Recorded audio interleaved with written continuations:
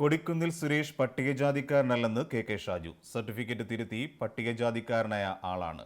സാമ്പത്തിക സംവരണത്തെ പിന്തുണച്ച് പട്ടികജാതിക്കാരെ വഞ്ചിച്ച വ്യക്തിയാണ് കൊടിക്കുന്നിലെന്നും കെ ഷാജു കുറ്റപ്പെടുത്തി. Yoganathan news big breaking.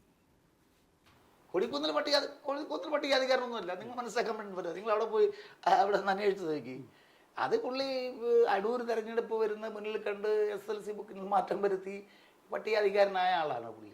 അതുകൊണ്ട് തന്നെ പുള്ളിക്ക് ഇപ്പോൾ ഞാൻ പറയാം, ഇപ്പം സാമ്പത്തിക മുന്നോക്ക സമുദായത്തിലെ പിന്നോക്കക്കാരായിട്ടുള്ള ആൾക്ക് 10% സാമ്പത്തിക സംവരണം.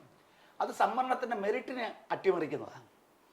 സംവരണം എന്ന് പറയുന്നത് ജോലിക്കോ സാമ്പത്തികത്തിന് വേണ്ടിയിട്ടുള്ളതല്ല. സംവരണം എന്ന് പറയുന്നത് നൂറ്റാണ്ടുകളായി അടിച്ചമർത്തപ്പെട്ട ഒരു ജനവിഭാഗം, പാർശ്വവൽക്കരിക്കപ്പെട്ടിട്ടുള്ള ഒരു ജനവിഭാഗം, അവരെ ഈ അധികാരത്തിൻ്റെ നടത്തിപ്പിൽ പങ്കാളിയാക്കുക എന്നുള്ളതാണ് അതുകൊണ്ട് ഉദ്ദേശിക്കുന്നത്. മുന്നോക്ക വിഭാഗത്തിലെ പിന്നോക്കം നിൽക്കുന്ന 10% ആളുകളെ കൂടി ഈ സംവരണം കൊടുത്ത് പോന്നാൽ പിന്നെ മുന്നോക്കത്തിലാരും കാണത്തില്ലല്ലോ. ഇതാണോ?